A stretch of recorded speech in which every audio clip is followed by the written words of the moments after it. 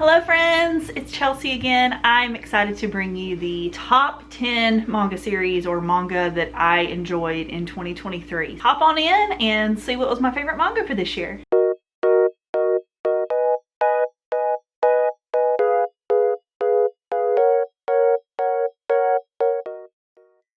I hope everyone's had a fantastic holiday. If you celebrate Christmas, I hope you had a great Christmas. If you do not and you celebrate something else, I hope that it was amazing and you had a lot of fun, good food, gifts, family, whatever it is that you do.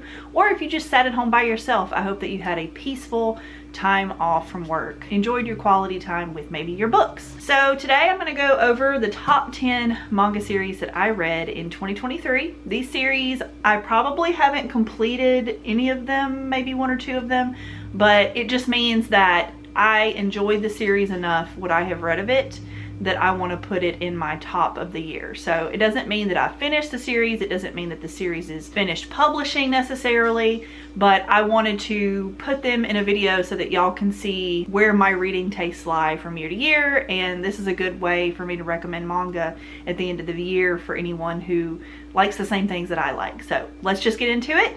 Number 10 on my list is Love and Lies. This is by Musao, and this is completely finished publishing in English, but I have only read up to like volume 5. So I have not completed the series, but I did really enjoy what I have read. It's full of drama. It's a story about a world in Japan where they decide who your partner is when you turn, I think, 16. You get a letter or a text message that tells you the name of your partner, and you're supposed to marry and procreate with that person. So it's a character who falls in love with someone before he gets his letter, and then he gets his letter on his birthday, and it's not who he was in love with. So it's kind of like a messy triangle rectangle situation. And then I know that there are 2 final volumes where I think you get to see the ending with whichever girl you like better. So I can't wait to get to that point. That's fun. I think it's about 13 volumes completed, but I have not quite finished it yet. But I am picking them up used because these run $12.99 brand new, and I don't hear a ton of people talking about it on my side of MangaTube. I heard someone recommend it on Instagram one day, and I just decided to try it, and I like it. So that's why it is number 10 on my list. I can't wait to read more of it in 2024. Number 9 on my list is QQ Sweeper. This is a series by Kyosuke Motomi. I do not have physicals of this series. I read it on the Viz app, and I'm really glad that I did because I picked up Queen's Quality. I have volume 1 of that over here on these shelves that you can't see, but it's like a continuation for Queen's Quality. So it's the beginning and then you read Queen's Quality. So I will be continuing that. I do want to pick up them physically. There's 3 volumes, but they're very difficult to find at a decent price. I think volume 1 is the one that has shot up in price, and I think I've seen it run for like $200. I've seen it for $75, and then there's been a couple lots that I missed on Mercari because people can mark things whenever they pop up that you get a notification to purchase them. And I missed one that was really cheap. It was like 30 bucks for all 30. So I'm on the lookout for all 3 together. I don't really want to purchase them separately unless I just find a super amazing deal. I want them to be less than retail if possible, but they are out of print as far as I know. They're a little hard to find. But this series, let's get out of that business, is about a cleaning family, like a job group family, and they clean professionally, but also they clean spirits in a way. So it's supernatural. It's a shoujo, and this girl, she has like a mysterious past, a lot of amnesia, and she can't remember where she came from or anything, but she has like a lot of bad luck. And it's figuring out why she might have bad luck, and also a romance. And I didn't think I would like this because it's based off of cleaning, but I actually really do, and it's very dark. I recommend it if you're into darker shoujo. It's number 9 on my list because I see a lot of potential with Queen's Quality, but I didn't want to put Queen's Quality on here because I have only read 1 volume. But I loved QQ Sweeper. I like the main guy. He's interesting to me, and I like all of the mystery that is involved with what's going on so far. Number 8 on my list is A Condition Called Love. This is by Megumi Morino. I remember seeing this blow up on YouTube and Instagram before it came out. It's a very popular series, and we've only gotten like 5 volumes of it so far in English printed physically. The physical releases are beautiful. I love every volume. The quality is great. Our characters are very different and interesting to me as far as a high school romance goes. I am a sucker for a good high school romance. That's just how I am. And this is no different, but it does feel different because our guy has a lot of trauma in his past and the girl has a lot from hers as well, but they're totally different sets of trauma. So they're kind of learning how to navigate and learn about themselves and what they like and don't like and things that they need to work on personally. If you read the beginning of this, you might see a lot of red flags with the guy in particular, but if you continue reading, you see why he is the way that he is and how he might be healing from that. So I'm interested to see how that goes, and it's just so precious. I absolutely love this couple, and I think the girl in particular is just, I love her. I love her. She's so sweet. Number 7 on this list is Dondon. This is by Yukinobu Tatsu. This is a shonen and it's very explicit, so just be aware of that. I don't know how this gets put in Shonen Jump, but it does. It somehow passes the bar. But this is a series about a high school girl and guy who meet. One of them's, the guy's kind of nerdy. People make fun of him because he likes, is it ghosts or aliens? I think he does aliens, and then she likes ghosts or something like that. And they kind of dare each other to go check out the other person's fear or other person's interest, and they don't believe in the other person's interest, and then they do, and then something happens, and it's hilarious and weird and just outright outrageous. And they become like partners together because they have to work together to fight these spirits and these aliens, and it's a lot of action, a lot of fan servicey nudity, but not like annoying. It's all action and comedy. They talk about male genitalia a lot in this, so that's the reason I'm kind of like, why is this Shonen Jump? But whatever. The grandma's hilarious. I love her. The turbo granny thing is wild at the beginning, and it just gets wilder and wilder. I cannot wait for the anime to come out. This is a very interesting series, and I do recommend it. It's definitely a favorite. My husband and I talk about it a lot because it's just so outrageous. Number 6 on this list. From here on out, it gets very difficult for me to pick favorites. It's really hard when I narrow down this list. But number 6 for me is Crossplay Love, Otaku X Punk. This is by Toru, and this series is about a punk and a otaku who, they're dudes, they don't like each other at school, they fight, or the punk beats up the dude or doesn't like him or anything, and they just don't have the same social groups essentially. So the nerdy guy, the otaku, he crossplays at a maid cafe and he loves it. He absolutely loves dressing up and putting on makeup and just being a girl. And then the guy falls in love with the girl, but he's too shy to talk to him in his girl form, so he starts cross-playing as a girl to talk to him and have the confidence.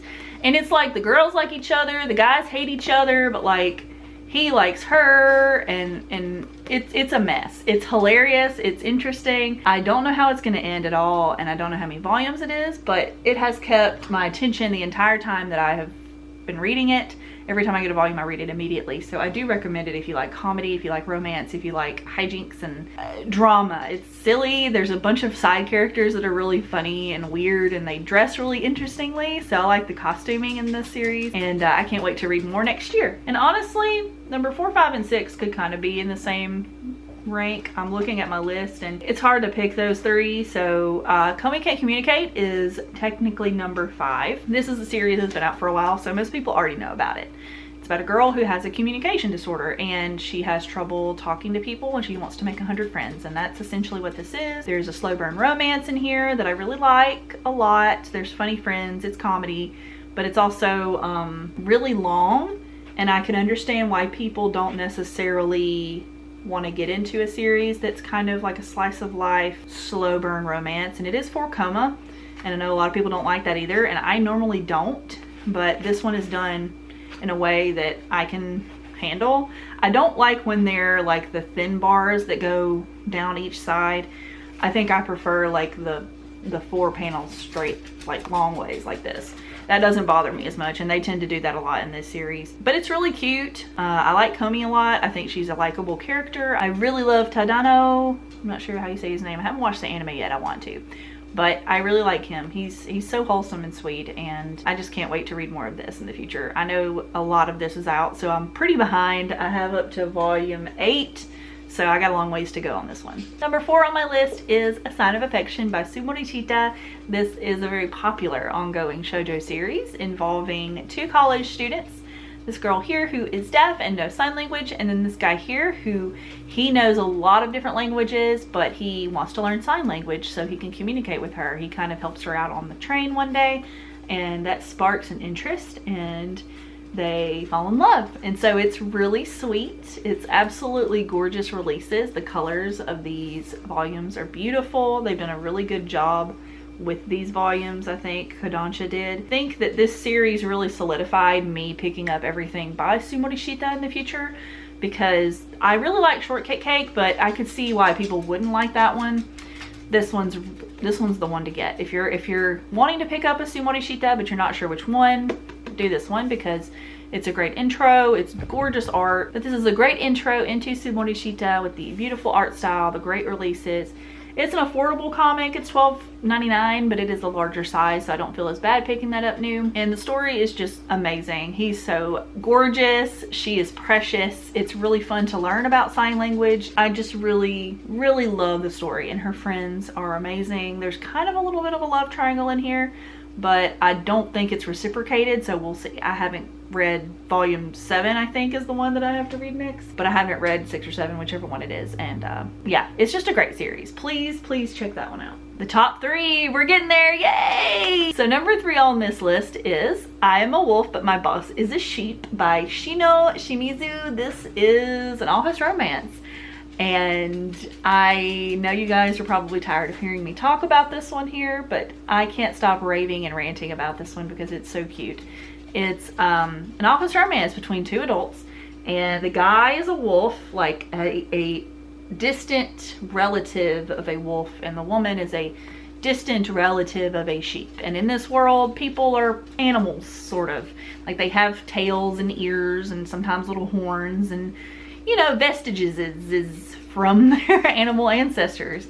And it's not like furry-esque, but I could see if you don't like that stuff, maybe you'd be turned off. But I don't think it gets weird at any point if that's something you're concerned about. But the characters are really cute. There's all kinds of animals and people and little things they do get from their ancestors that are interesting, that play into the romance. But it's just a really interesting story. I really like Ugami. Smoking hot. Exactly what I like in a man, except for like the dog part, the wolf part.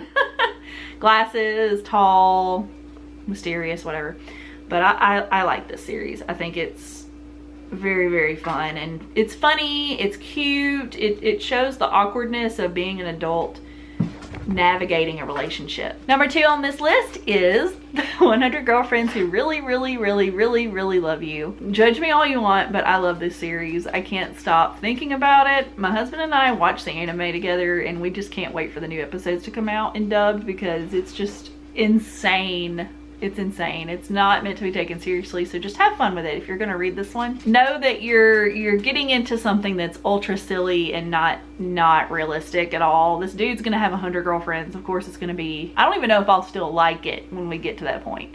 But for now, in the anime, I think he's got like 5, and in this one I think he's got like 8 or 9 at the point that I'm at. So yeah, it's wild. And I just love it. I just really love it. It's fun. It's funny. I crack up constantly when watching the show and reading it. It's got a lot of fan service. It's got a lot of references to other shows, anime, TV, novels, weird stuff. And I think that if you like comedy, you would like this one. And my number 1 for 2023. Are you ready? I doubt that you guys will be able to guess what it is unless you really, really pay attention to my channel, because I have mostly said negative things about this series. And I know that's bad. Like, it's a favorite. It's my favorite of 2023. But it also, I give it a lot of criticism because it's such a beloved series in my eyes. And that is Yu Yu Hakusho by Yoshiro Togashi. If you're gonna watch my channel or follow me on any social media, I want to be defined by this series. The anime is my favorite anime of all time. It just is. It's one of those series that I started off watching. It wasn't my first anime, but it was one of my first like 3 series that I was watching when I was younger, getting into the genre. It just stuck with me, and I've watched it dozens of times. My husband loves it. I got him into it, and I finally this year picked up the entire manga series, 1 through 19. I finally finished my collection. I read it in a very short amount of time, And while I do know that there are a lot of problems with the manga, obviously, because I feel like I'm so critical of it because it is my favorite. I love the manga. I think the anime is better, but there were a lot of really amazing things in this series that enough people aren't talking about. I didn't talk about much when I was talking about. I wish I had done a reading vlog. I might do a reading vlog if I ever reread it, which I know I will in a few years, but that's, you know, a while coming. I think I just really wanted to dive into it at the time, but if I do reread it, I will do a reading vlog for you. The art, I absolutely love Tagashi's art style. It's an older series. I think this one was originally published, let me find it for you real quick. Yu Yu Hakusho was made in like 1990, 1991, but this was printed in May 2003, like the first printing of this volume. It isn't appreciated enough, if you ask me, and I know that sounds odd if you grew up at the same time this was coming out, because I do know that it was kind of big. I hate that other series that came out around the same time took over. It was like, not that this is worse than those series, but it was a bad time for it to come out, I think, because it didn't get the recognition it deserves. This to me is peak anime. It's peak storytelling, it's peak characters. I love every single character in this series, even the bad guys. I love them. I love everything about it. Like I can't go into it enough as to why this is so important to me and why I really want people to watch the anime at the very least. Like, I get that the manga is difficult probably for some people to get through because it is quite different from the anime, and he's a little bit different of a personality in the manga. There's a lot more extra stuff in here. They cut the ending off really quickly, and that the anime fleshes out nicely at the last bit. If you don't want to read it, I get it, but please at least watch the anime for me. Just for Chelsea, I'm wearing my shirt. I have a lot of Yu Yu Hakusho clothing, if you didn't know that. And my husband just got me for Christmas another gift card to the website where I get a lot of my Yu Yu Hakusho clothes. It's just a big thing for me. It's a personality trait, if you want to say. And I wish more people, younger people especially, would give this series a try, because just because a series is older doesn't mean that it's trash or that it is going to be outdated in its language. There's only like a couple of parts in the series that I think have been outdated with the language that was used, but overall it's held the test of time, animation wise, story wise, acting wise, art wise. I could talk about it forever. So that was my favorite series of 2023.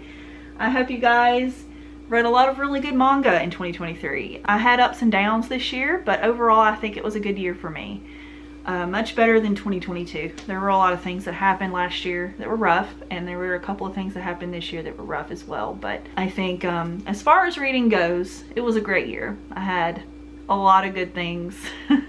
And I think that next year is going to be even better. I think that we're going to have a lot of good reads that year too. Hopefully my collection grows. I don't prioritize the amount of manga that I collect as much as the quality of manga. Unhaul things I don't like. I don't know if you know that, but I've read a lot of things on this channel that you didn't see in my collection tour. And if you want to see my collection tour, I'll put it in the description below, so you can check that out if you haven't yet. But I do get rid of things if I don't like them. I only keep what I love. So everything you see here on my shelves is series that I loved, or that I'm giving a couple more volumes before I decide, and then I'll either keep it or unhaul it. So I hope you guys enjoyed the video. If you did, remember to comment, like, and subscribe for more manga content, and I will see you in my next video. Bye guys!